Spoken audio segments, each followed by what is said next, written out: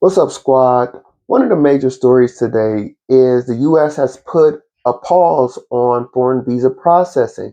This is expected to affect as many as 200,000 people, maybe even more. And we know that this is going to disproportionately affect Latinos, Africans in Asia. And looking at this policy and so much of the MAGA movement and the policies proposed by the America First crowd, I think we have a great intellectual mind in a modern era that is often overlooked in the American political discourse, and that is Pat Buchanan.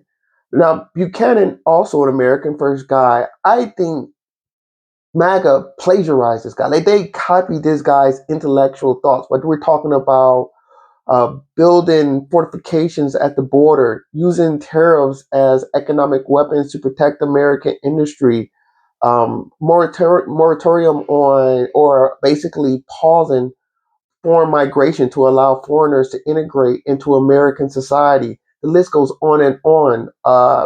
Being basically restraining U.S. involvement into NATO and pulling back on aggression or appeared aggression towards Russia, uh, confronting China in the trade front, so reshoring industries from overseas, so many things. The list goes on and on and on. And I really think a lot of these policies need to be really digged into because if this might be a new wave, and the question is this the new America?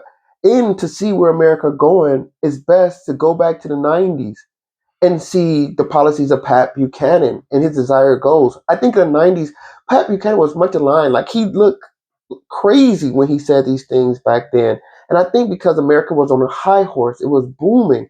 And and now these policies are mainstream. There's a MAGA president. And who knows if these policies are going to stand past Trump. But it is possible that we are in the age of Buchanan.